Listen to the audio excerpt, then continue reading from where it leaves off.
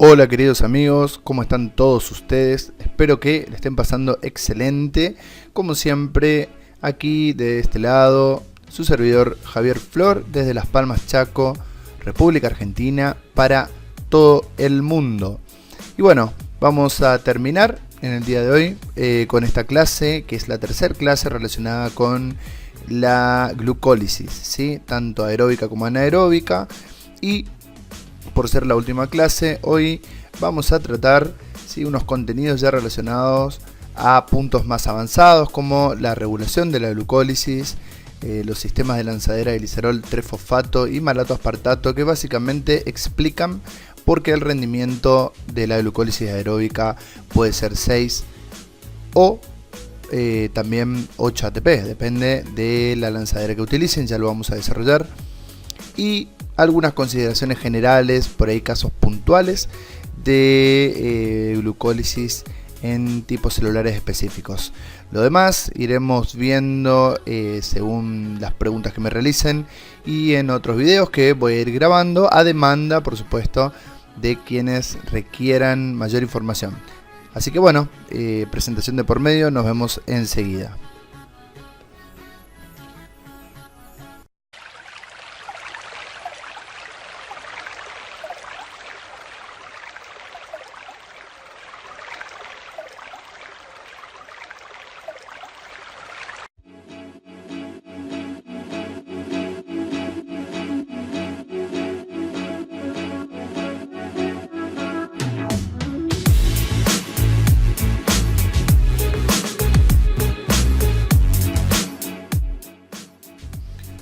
Bueno, mis queridísimos amigos, al fin estamos en la clase 3 de este tema tan apasionante que es la glucólisis.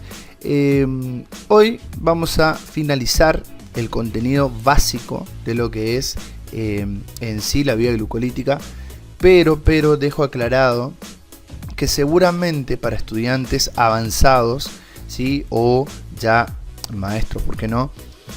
Personas que estén ya hace tiempo en el mundo de la biología celular y molecular y la química, este tema les va a parecer muy sencillo, así que va dirigido fundamentalmente a aquellas personas que están iniciando en el estudio de las vías del metabolismo, ¿sí? De lo que es la biología celular y molecular.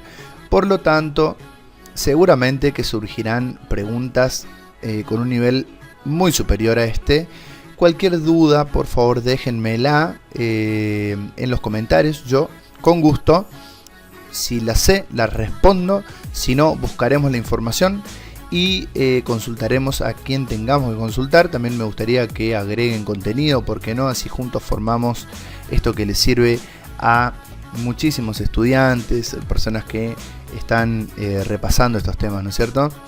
Así que va dirigido para ellos, por eso yo hablo con conceptos y términos muy sencillos, trato de llevar a lo cotidiano estos temas. Y bueno, hoy para terminar vamos a hablar de esto, ¿sí? Luego haré nuevos videos con las consultas que tengan, con las dudas que tengan, y además, como el metabolismo tarde o temprano se relaciona una vía con la otra, como el metabolismo todo se relaciona, iremos nombrando también otras cuestiones que van a tener relación con la glucólisis. Por lo tanto, lo mínimo que uno debe saber para poder ir a dar un examen de glucólisis es esto de lo que venimos hablando.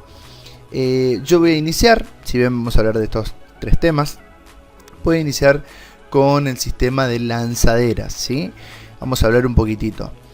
Yo había dejado claro en el video anterior que la glucólisis anaeróbica daba como balance energético la suma de 2 ATP. O sea, me dejaba como ganancia 2 ATP. Pero la glucólisis aeróbica me daba como balance energético un total de 6 a 8 ATP. Entonces vamos a repasar un poquito porque esto de las lanzaderas o conmutadores tiene que ver justamente con ese 6 a 8 ATP. Es una duda que yo tuve bastante tiempo y bueno, decía, ¿por qué 6 a 8 si hay números redondos acá? Bueno, en biología es muy difícil que 2 más 2 sea 4, pero bueno. Entonces, repasemos. El balance energético de la glucólisis aeróbica, no se olviden, ¿sí? Tenía en la fase de generación 2 ATP, ¿sí? Si no se acuerdan ya rápido así, repasen con el video anterior, que ahí explico bien el balance energético. En la fase de generación tengo entonces 2 ATP por 2, porque recuerden que tenía un gliceraldehído y una dihidroxiacetona que se transformaba en gliceraldehído. Por lo tanto, puedo decir que tengo de ganancia 4 ATP entre las dos triosas que siguen la vía glucolítica, ¿sí? Pero además tengo también 2 NAD reducidos o NADH y cada uno me equivalía a 3 ATP, ¿se acuerdan? Por lo tanto, 2 NAD que cada uno me equivale a 3 ATP, puedo decir que tengo 6 ATP. Si sumo 4 más 6, tengo hasta ahí un total de 10 ATP, ¿sí? Bien, pero ¿qué había que restar? Se restaban los 2 ATP de la fase de consumo, ¿sí? La fase que estaba al principio. Yo utilizaba 2 ATP y generaba después el resto. Si yo hago el balance, me da que 10 menos 2 es igual a 8 ATP, ¿sí? Pero yo vengo diciéndoles todo el tiempo que me genera de 6 a 8 ATP. Entonces, ¿cómo es el tema? Al final me da 8, me da 6. ¿En qué momento me da 6, me da 8? A ver, entonces, primero que nada entendamos que esto no es un proceso estático duro, ¿sí? Sino que es una cuestión muy dinámica. Por lo tanto, y al mismo tiempo se realizan miles, millones de vías, ¿sí? No es que hay una sola vía glucolítica en el citoplasma. Por lo tanto, vamos a tratar de abstraernos y entender que alguna vía puede dar 6, otra vía puede dar 8 y así, ¿sí? O sea, es una forma de hacer más práctico el balance. Pero ¿cómo llegamos a esto? ¿Sí? ¿Cómo llegamos a 6 o cómo llegamos a 8 ATP? Entonces, recuerden lo siguiente. Estamos hablando de glucólisis aeróbica y en el único caso, ¿sí? En la única situación en la que yo obtengo 6 a 8 ATP es que la glucólisis sea aeróbica, porque la glucólisis anaeróbica siempre me da 2 ATP. Entonces, recuerden que vamos a analizar la glucólisis aeróbica y teniendo esto en cuenta, hay que recordar que la glucólisis aeróbica, como lo hablaba en el primer video, ¿sí? En la primera clase, ¿sí? Sigue una vía que me lleva al piruvato, a la mitocondria, ¿sí? A una vía que se llama, en realidad no podemos decir que es una vía en sí, es una reacción que se llama descarboxilación oxidativa, ¿sí? En la descarboxilación oxidativa, el piruvato se transforma en acetil-CoA. No se preocupen, está en otro video relacionado a metabolismo y ciclo de Krebs. Pero me interesa que sepan que si la glucólisis es aeróbica, el producto va a ir a la mitocondria, ¿sí? Es decir, el piruvato va a ir a la mitocondria y se va a transformar en acetil-CoA mediante una reacción denominada descarboxilación oxidativa. Ya la estudiaremos a profundidad. Y la idea de que el piruvato vaya a descarboxilación oxidativa es que el producto de la descarboxilación oxidativa, que se llama acetil-CoA, inicie el ciclo de Krebs. Y la idea de realizar el ciclo de Krebs o del ácido cítrico es generar equivalentes reductores. ¿Se acuerdan que los equivalentes de reducción eran los NAD y los FAD reducidos? Para que estos después vayan a la cadena de transporte de electrones. ¿Y para qué van a ir a la cadena de transporte de electrones? Para generar ATP. Entonces, repito, cuando la glucólisis es aeróbica, el piruvato va a la mitocondria, sufre una reacción denominada descarboxilación oxidativa. Esta después inicia el ciclo de Krebs y en el ciclo de Krebs los equivalentes reductores van directamente a la cadena de transporte para generar ATP, ¿sí? Pero recuerden que en glucólisis también tenemos equivalentes reductores, ¿sí? Y estos van a ingresar a la mitocondria. ¿Por qué? Porque la idea de generar equivalentes reductores no es otra, ¿sí? Que llevarlos a la cadena de transporte de electrones para generar ATP. Entonces, como concepto recuerden, los equivalentes reductores o equivalentes de reducción van a ir a la cadena de transporte de electrones para generar ATP. Y ahí me pueden decir, sí, pero también sirven para otras cosas, para reducir o para oxidar otros compuestos. Sí, es verdad, pero nosotros estamos hablando acá de generación de energía a partir de glucólisis. Por lo tanto, tengan en cuenta que si la glucólisis es aeróbica, estos NAD reducidos o NADH necesitan ingresar a la mitocondria para luego dirigirse a la cadena de transporte de electrones. Entonces, es ahí donde aparecen estos transportadores o conmutadores, o como los llamamos también aquí, lanzaderas, ¿sí? Porque lo que hacen es lanzar los NAD desde el citoplasma hacia la mitocondria, hacia la matriz mitocondrial, ¿sí? O conmutadores, lo mismo, ¿sí? Que lo que van a hacer es donar los hidrógenos del NAD, ¿sí? O de los NAD o NADH, como quieran llamarlos, a otros NAD, manteniendo así la energía que genere acá, o de los NAD, ¿sí? Donar los hidrógenos a FAD. De esta manera disminuye la energía que gano. ¿Por qué? Porque decíamos que cada NAD equivale a 3 ATP y cada FAD equivale a 2 ATP. Por lo tanto, si cada NAD equivale a 3 ATP, yo puedo decir que 2 NAD me dan 6 ATP. Pero si tengo 2 FAD, ¿sí? Entonces yo puedo decir que cada FAD me da 2 ATP. Por lo tanto, 2 FAD por 2 ATP son 4. 6 acá, 4 acá. Entonces, ¿de qué va a depender este 6 a 8 ATP? ¿Sí? Dependerá de la lanzadera o del conmutador que utilice para ingresar. Entonces, si ingresa por 1, me va a mantener la energía, va a seguir siendo NAD. Pero si ingresa con otro, va a disminuir la cantidad de energía que voy a ganar. ¿Por qué? Porque voy a tener 2 FAD, ¿sí? Tanto los NAD como los FAD van a terminar en la cadena de transporte de electrones y después me van a generar ATP allí. Esa es la finalidad de la glucólisis, ¿sí? Poder generar esto para después darme energía. Para eso la célula realiza glucólisis, ¿tá? Recuerden también que tenemos también 2 ATP que se generan en la vía glucolítica, ¿sí? En la vía glucolítica en sí.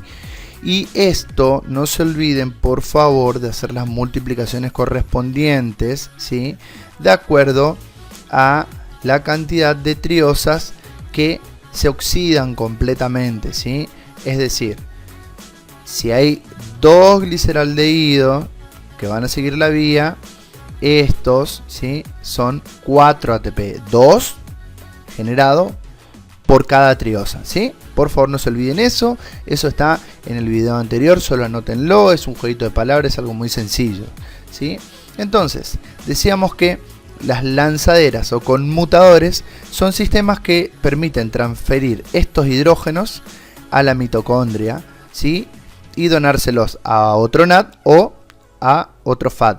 Como sea, van a llegar a la cadena de transporte de electrones. ¿Por qué necesito de los conmutadores? Porque la membrana mitocondrial interna es extremadamente impermeable, no permite que ingrese cualquier compuesto, cualquier molécula, es muy selectiva, característica de las membranas biológicas, ¿sí? Entonces voy a necesitar de sistemas que me ayuden, y a estos sistemas que me ayudan a introducir estos hidrógenos generados en el citoplasma se los llama lanzadera o conmutadores, ¿sí?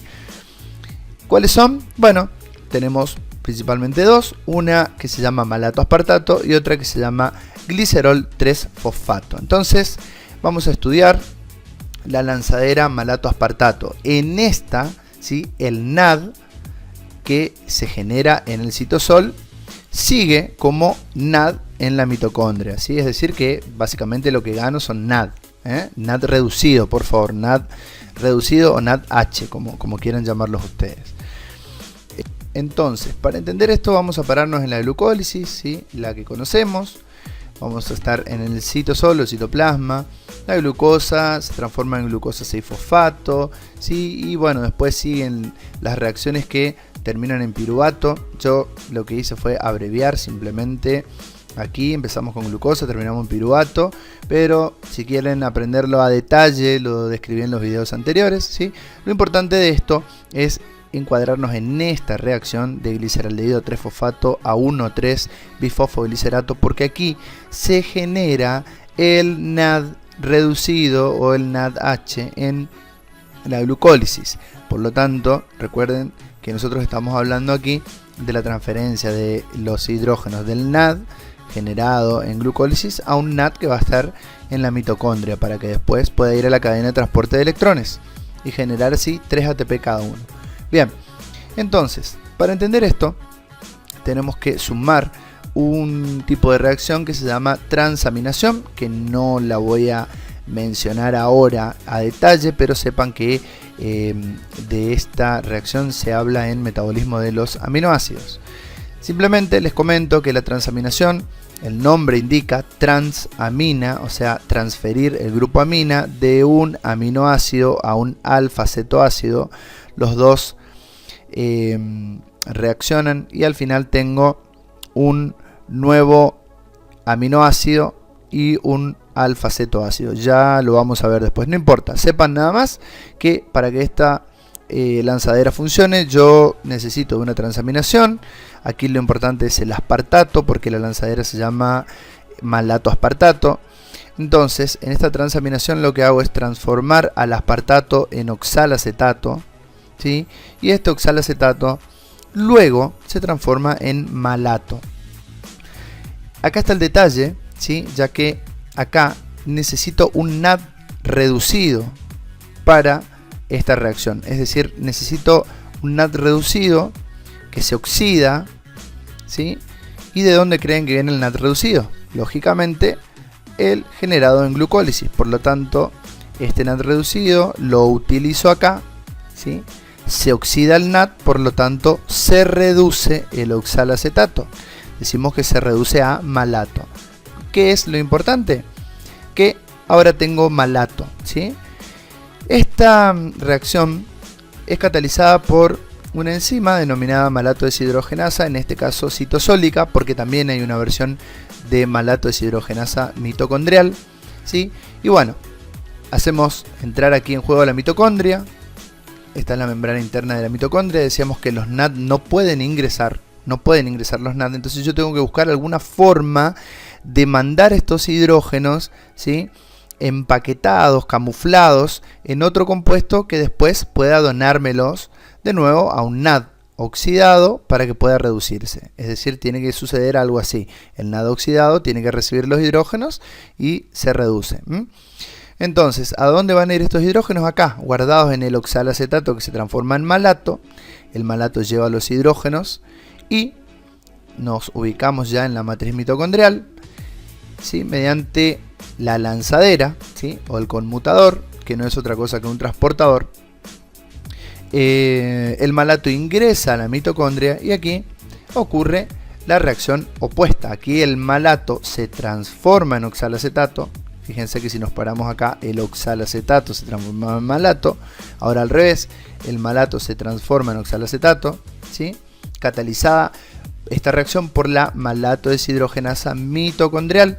¿Y qué va a suceder acá?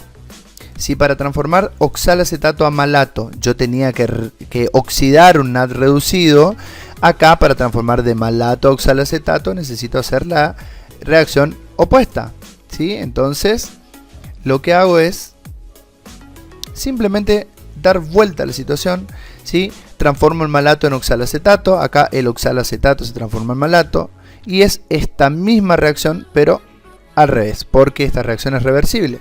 El oxalacetato vuelve a transformarse en aspartato, ¿sí? El aspartato está aquí y vuelve a salir. Se intercambia entonces un malato por un aspartato. Ahora, como les decía hoy, esta reacción acá necesita de algo, necesita de esto, ¿sí?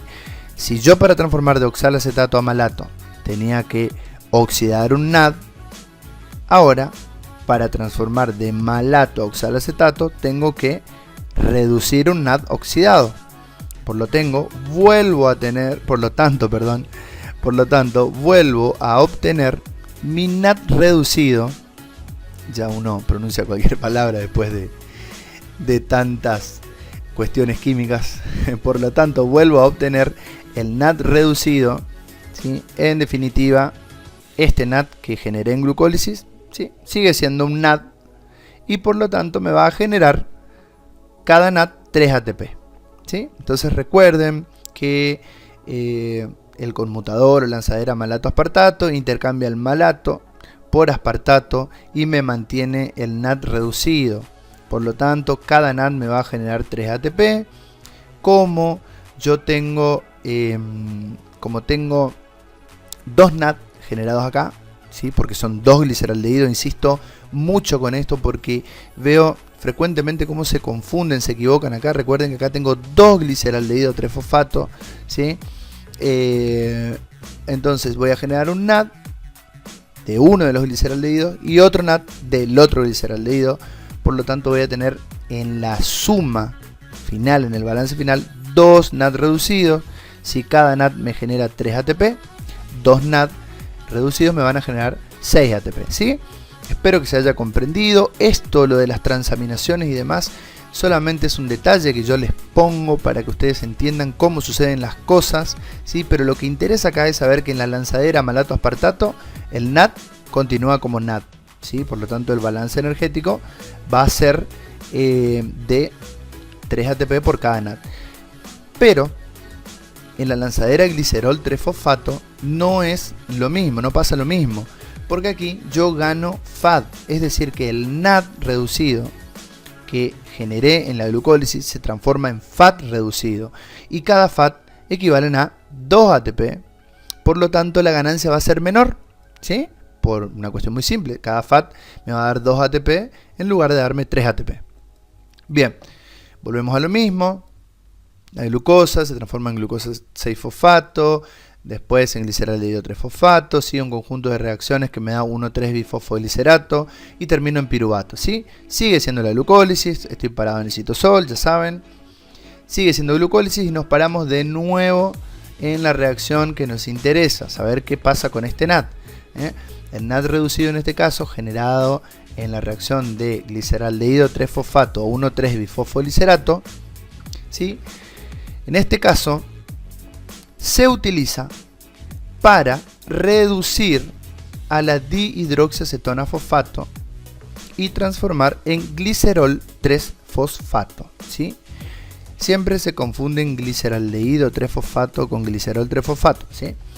Entonces sepan que la dihidroxiacetona en este caso se transforma en glicerol 3-fosfato y aquí el NAT reducido se oxida. Ahora bien, esta reacción es catalizada por una enzima denominada glicerofosfato deshidrogenasa, que por estar en el citosol nosotros le decimos citosólica.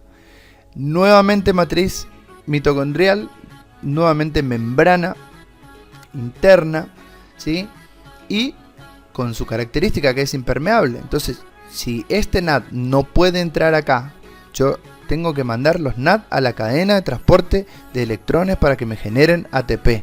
No se olviden de eso. ¿Para qué genero estos NAT? Para que me generen ATP en la cadena de transporte de electrones. Entonces, de alguna manera tengo que donar estos hidrógenos y mandarlos a la mitocondria, pero esta membrana me impide que pase el NAT. Entonces, ¿de qué forma manda los hidrógenos? Acá, ¿sí? Le dona a la dihidroxiacetona-fosfato, me transforma en glicerol 3-fosfato, ¿sí? Resulta que en la membrana interna yo tengo una enzima que es la glicerofosfato deshidrogenasa mitocondrial, que lo que hace es transformar el glicerol 3-fosfato de nuevo en dihidroxiacetona-fosfato, ¿sí? Entonces, una vez que tengo glicerol 3-fosfato, este glicerol 3-fosfato que tiene los hidrógenos de este NAT se transforma de nuevo en dihidroxiacetona-fosfato. Quiere decir que tiene que donarle a alguien los hidrógenos que ganó del NAT reducido. Entonces, nos paramos de este lado y es aquí donde viene el FAT. El FAT oxidado recibe los hidrógenos, este y este, los recibe acá, ¿sí? Mediante la enzima glicerofosfato deshidrogenasa mitocondrial. Entonces estos FAT van a ir después a la cadena de transporte de electrones.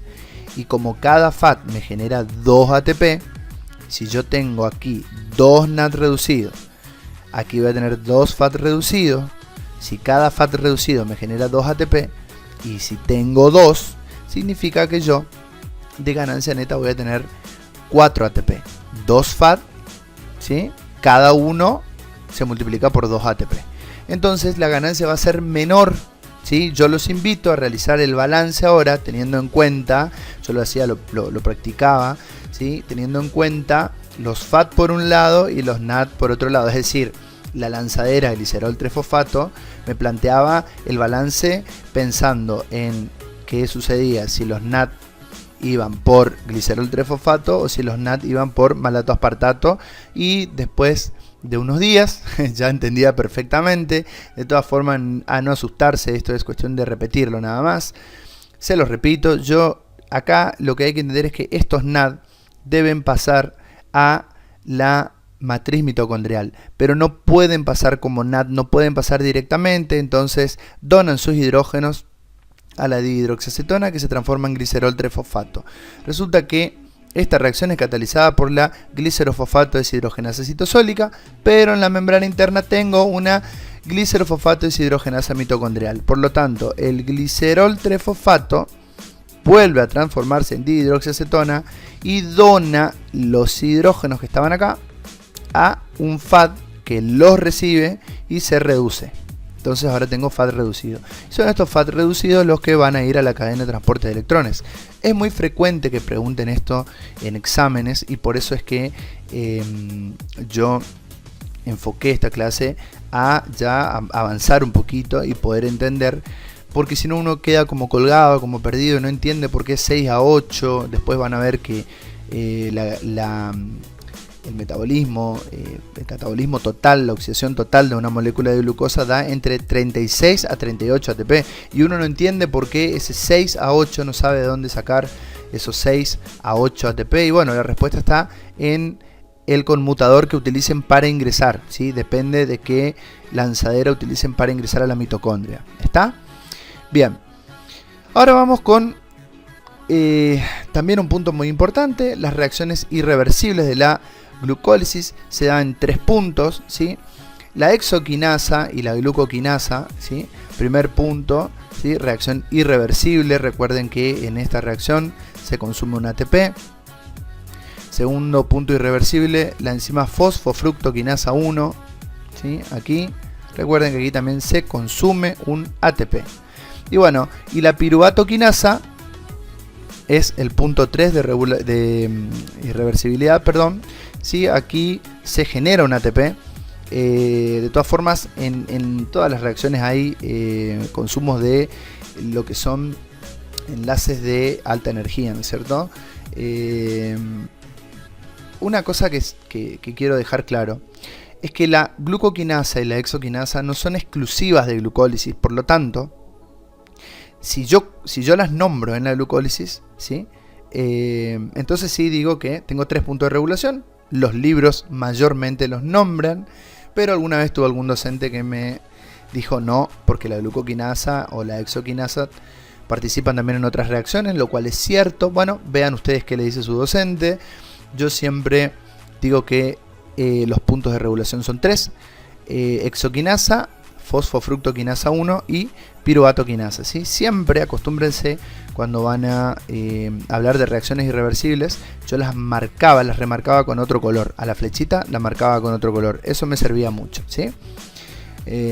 Pegaba la vía en la pared y ya sabía, simplemente viendo remarcada esa flecha, que es una reacción irreversible. Bien, ahora vamos con la regulación, ¿sí? Ya para ir terminando. Bueno, tenemos una regulación en principio hormonal dada por 2 hormonas, ¿sí? Que podemos decir que regulan la glucemia en general, pero como la glucólisis es una vía que tiende a disminuir la glucemia, entonces la insulina, ¿sí? La insulina activa a la glucólisis, y el glucagón, ¿sí?, hace lo contrario, inhibe a la glucólisis. Eso en principio para tener un pantallazo general, ¿sí? La insulina activa la glucólisis. Vamos a hablar, siempre que hablamos de activación, vamos a encerrar entre corchetes un signo más, o vamos a poner un redondito y adentro un más, y lo contrario un menos, ¿sí?, para las reacciones que son inhibidas. Entonces, una regulación en principio hormonal, ¿sí?, la insulina activa, el glucagón inhibe. Esto es así a grandes rasgos. Hay otras hormonas que también tienen acción sobre el metabolismo de los hidratos, ya lo vamos a ver, pero vamos a hablar exclusivamente de glucólisis acá. También tenemos a las enzimas, y acá hay que prestar atención, ¿sí? Yo voy a hablar en un video puntualmente de la exoquinasa y la glucoquinasa, las diferencias, pero para quienes no saben, básicamente sepan que la exoquinasa es activada por ATP y es inhibida por glucosa 6-fosfato. Si ustedes recuerdan, la glucosa 6-fosfato es el producto de la exo y la glucoquinasa, ¿sí? Entra la glucosa a la célula, se transforma en glucosa 6-fosfato. Entonces, su propio producto la inhibe, ¿sí? Y de la glucoquinasa, por favor, no olviden que la glucoquinasa tiene una Km elevada, ¿sí? Es decir, que funciona a altas concentraciones de glucosa. Está presente en hígado y células betas del páncreas. Y la insulina induce la síntesis. ¿Qué es lo importante de la glucoquinasa? Que básicamente la glucoquinasa es regulada por los niveles de glucemia, Cuando hay altas concentraciones de glucosa en sangre, ¿sí?, tiende a activarse, y cuando hay bajas concentraciones de glucosa en sangre tiende a inhibirse.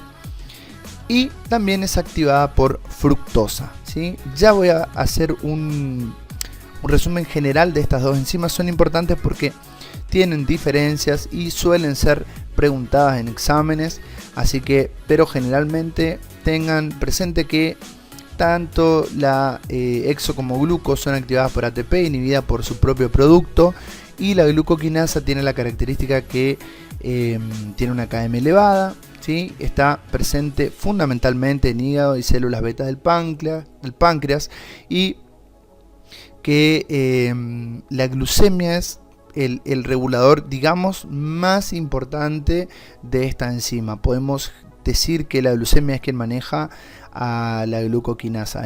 Es particular porque se encuentra solamente en hígado y células beta. La exoquinasa no, está presente ya en el resto de los tejidos, ¿sí?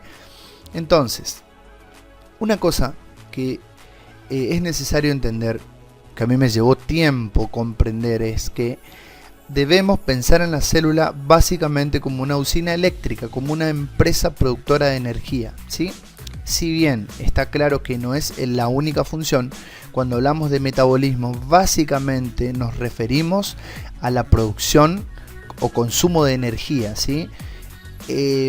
Las vías metabólicas, tanto glucólisis como gluconeogénesis como otras vías, ¿sí?, están destinadas a dar energía al organismo para que éste pueda mantenerse vivo, para que pueda cumplir con sus funciones. Entonces siempre piensen en una célula como una empresa productora de energía. La energía, en nuestro caso, se llama ATP. Siempre piensen, ¿por qué? Porque para razonar la regulación hay que tener presente que si yo ya tengo la energía que necesito, ¿sí?, es como una empresa. Cuando ya tiene el producto que necesita, va a cerrar las vías de producción hasta que vuelva a necesitar. Cuando vuelva a necesitar, va a generar la energía que necesita, ¿sí? No va a generar energía de más, porque eso le puede significar un costo alto, ¿sí? Pero la célula es muy inteligente, tiene mecanismos que en la evolución fueron perfeccionándose y no desperdicia un gramo de ATP por darle alguna unidad, ¿no es cierto?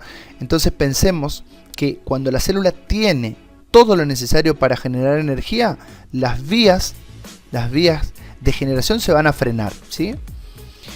Entonces, nuevamente parado en el citosol, ¿sí?, y vamos a hablar un poquitito de esto que les decía recién, de pensar en la célula como una empresa productora de energía, ¿sí? Decíamos que teníamos una regulación hormonal, la insulina por un lado activa la glucólisis y el glucagón inhibe a la glucólisis. Ya vamos a ver bien hablar de insulina y glucagón y las vías que se activan y se inhiben mediante la acción de cada una. ¿Sí? Recuerden que tenemos 2 NAD reducidos y 2 ATP por cada triosa, ¿no es cierto? Y lógicamente vamos a hablar de la glucólisis aeróbica. ¿Por qué? Porque la glucólisis anaeróbica siempre me genera 2 ATP, siempre, ¿sí?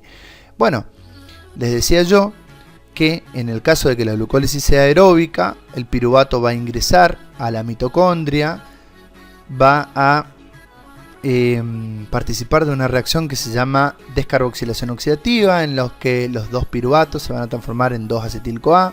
Los piruvatos tienen 3 carbonos, los acetil-CoA tienen 2 carbonos, por eso se llama descarboxilación, porque pierde un carbono, ¿sí? Ya vamos a ver que lo pierde en forma de dióxido de carbono. Después de la descarboxilación oxidativa, el acetil-CoA me va a servir para iniciar el ciclo de Krebs o del ácido cítrico, así también se llama, ¿sí? Y en el ciclo de Krebs se me forma GTP, que es igual a un ATP, y también se me forman equivalentes reductores, NAD reducidos y FAD reducidos. ¿Qué le sigue al ciclo de Krebs? La cadena de transporte de electrones. Siempre a Krebs le sigue la cadena de transporte de electrones.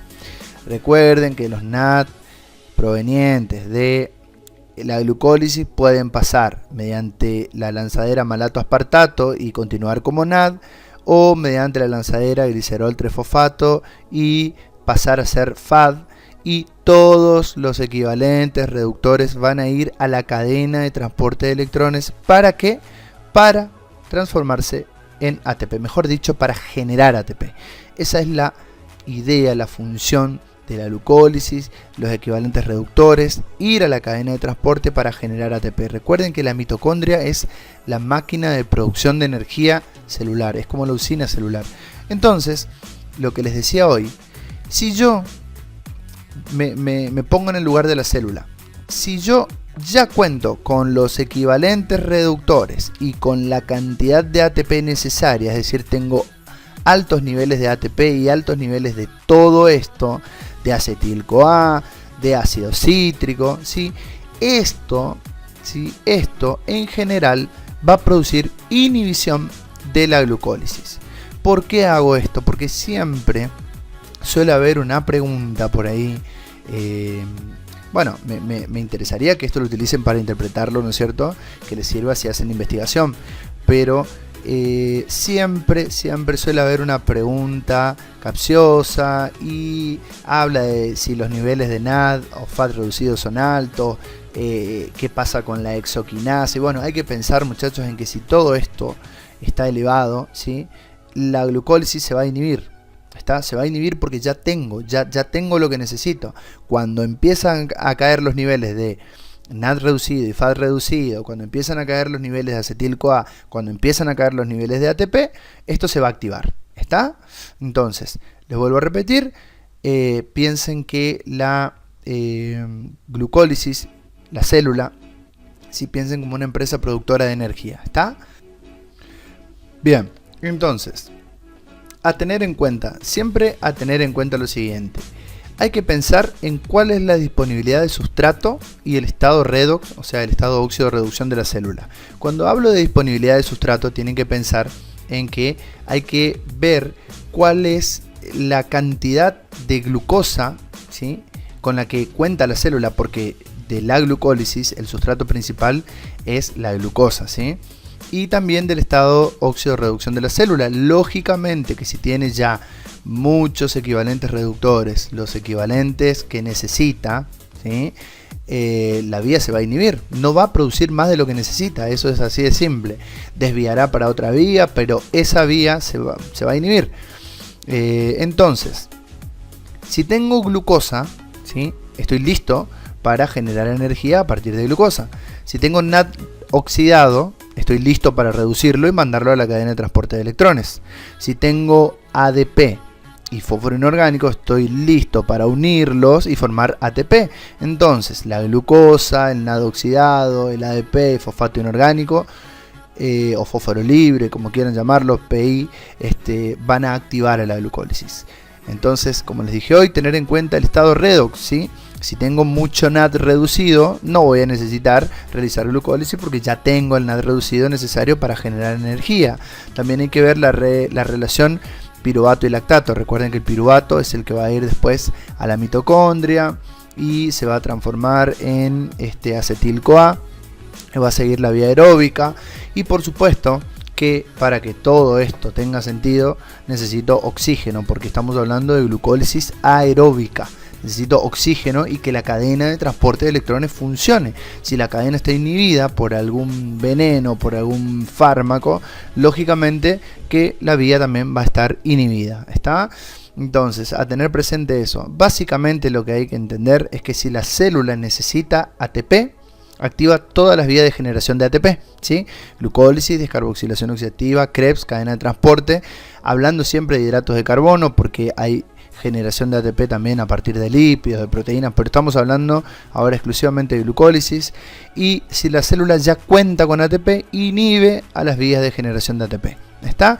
En definitiva, todo va a depender de lo que la célula necesita. Si es una empresa que genera energía y ya tiene la energía que necesita, entonces nada de esto va a estar activo, ¿sí? Si por el contrario le falta, ¿sí?, y cuenta con los sustratos necesarios, se van a activar las vías de generación de ATP. Lo que hay que hacer ahora es recordar y anotar cuáles de estos sustratos o estas moléculas son necesarias para la glucólisis, ¿sí? Eso ya es tarea de cada uno. Entonces, vamos a hablar puntualmente de la regulación de la glucólisis, la regulación de las enzimas, ¿no es cierto? ¿Sí? La glucólisis se regula en 3 puntos, ¿sí? Esta es una abreviación de la glucólisis. Arrancamos en glucosa, terminamos en piruvato, pasando por todo esto. Hay más productos intermedios, ¿sí? Así que véanlo en las clases anteriores, pero básicamente la glucólisis se regula en 3 puntos. Primer punto de regulación, exoquinasa, ¿sí? Exoquinasa es activada por fosfato inorgánico, ¿sí? Y es inhibida, como lo hablamos hoy, por su propio producto, la glucosa 6-fosfato. No se olviden de repasar lo que les hablé también de la glucoquinasa, ¿eh? Bien, la fosfofructoquinasa 1, principal enzima de regulación de glucólisis, ¿sí?, es activada por fructosa 6-fosfato, activada también por AMP, ADP, fosfato inorgánico y fructosa 2.6 bifosfato o 2,6 bifosfato o 2,6 bifosfato, como quieran decirles, pero todo esto activa la fosfofructoquinasa 1. Muchas veces, hasta entender bien el metabolismo, tenemos que aprender de memoria, hasta razonarlo bien. Después van a ver que todo esto tiene sentido y ya les voy a explicar la relación que hay entre glucólisis y gluconeogénesis para hablar bien de la fructosa 2,6 bifosfato, pero mientras tanto, anótenlo, sépanlo, es pregunta de examen, regulación de la glucólisis. Entonces, la fosfofructoquinasa 1 es la principal vía de regulación, porque decíamos que la exoquinasa y la glucoquinasa también están presentes en otras vías, ya la vamos a ir viendo. Y entonces, PFK1, fosfofructoquinasa 1, activada por AMP, ADP, fosfato inorgánico, fructosa 2,6 bifosfato y también por fructosa 6-fosfato, y es inhibida por citrato y ATP. Otra cosa muy importante es que la inhibición de la de la fosfofructoquinasa 1 lo que me afecta directamente a la reacción anterior. Entonces se acumula glucosa 6-fosfato, se acumula porque no continúa esta vía, se acumula y la glucosa 6-fosfato inhibe a la exoquinasa, o sea que es una inhibición bastante potente. Por eso es que esto también es el principal sitio de regulación. Y el último punto de regulación es la piruvatoquinasa, que es activada por fructosa 1,6 bifosfato, ADP. Estos dos activan a la piruvatoquinasa y es inhibida por acetil-CoA, alanina y ATP. como les expliqué anteriormente, acetil-CoA, recuerden que inicia el ciclo de Krebs. El ATP era lo que se me acumulaba una vez que iba a la cadena de transporte de electrones. Entonces, si ya tenía todo esto, entonces lógicamente voy a inhibir. ¿Para qué voy a generar más si ya tengo lo que necesito? ¿Está? Y la alanina me genera piruvato, ¿sí? Así que si ya tengo todo el piruvato que necesito, lógicamente, si ya tengo todo el piruvato que necesito, no voy a necesitar de la glucólisis hasta que utilice el piruvato.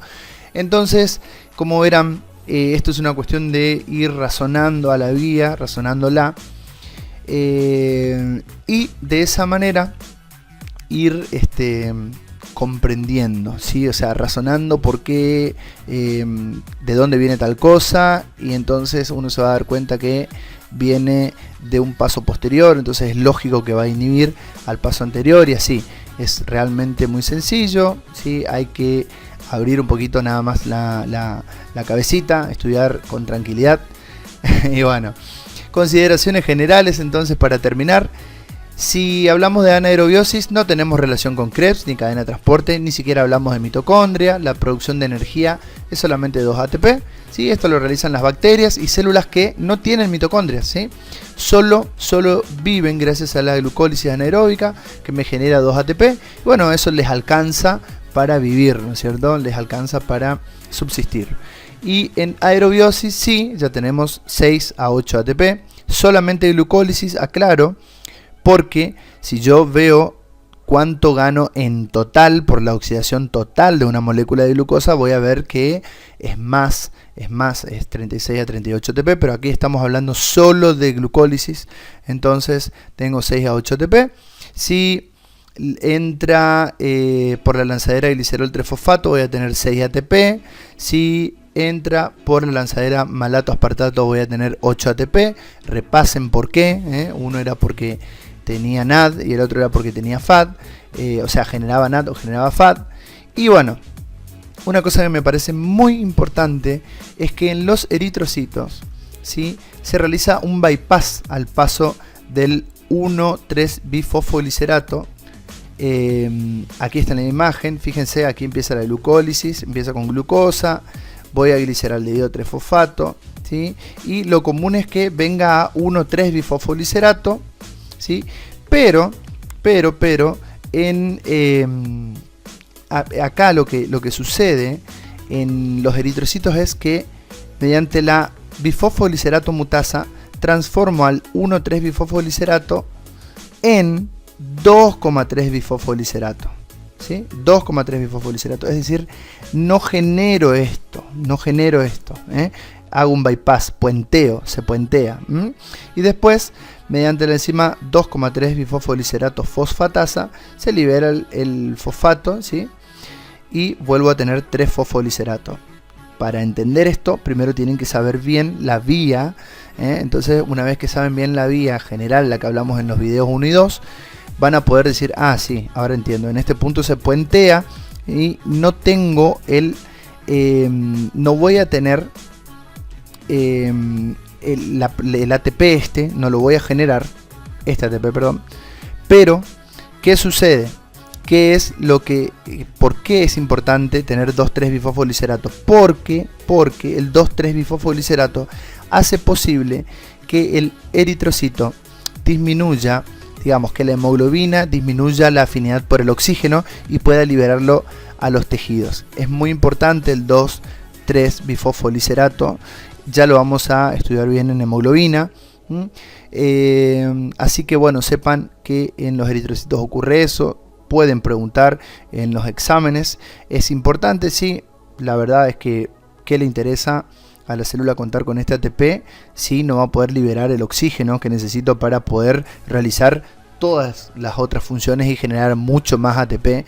Entonces se produce este bypass acá, ¿sí?, y paso de lo que es gliceraldehído 3-fosfato a 2,3-bifosfolicerato y de 2,3-bifosfolicerato a 3-fosfolicerato. No se me genera el ATP, el fosfato inorgánico se elimina nomás como un fósforo inorgánico, y de esa manera lo que puede hacer el eritrocito es eliminar, por llamarlo así, eliminar o liberar oxígeno para que los tejidos puedan respirar. Así que bueno, nada, ahí está escrito las consideraciones generales. Cualquier duda que tengan me pueden preguntar. Básicamente esto fue un pequeño resumen, ¿sí? Y este resumen va dedicado a mis ex alumnos de odontología, mi tercera dedicación a ellos, de la Universidad Nacional del Nordeste, mi universidad madre, la que me dio la posibilidad de estar hoy explicándoles esto. Y no olviden que esto es como un cuento, es cuestión de sentarse a leerlo y repetirlo, después pueden contárselos a sus nietos. Muchas gracias por todo, dedicado a estos chicos que realmente me ayudaron en un momento muy necesario. Para todos ustedes, chicos, espero que sean excelentes profesionales y que la vida y el universo los colme de bendiciones. Muchísimas gracias y a todos ustedes por haberme escuchado tanto tiempo. Espero servirles y cualquier cosa me dejan un comentario ahí abajo y estamos poniéndonos en contacto mediante otros videos que les puedan solucionar estos problemas bioquímicos. Muchas gracias y bendiciones para todos.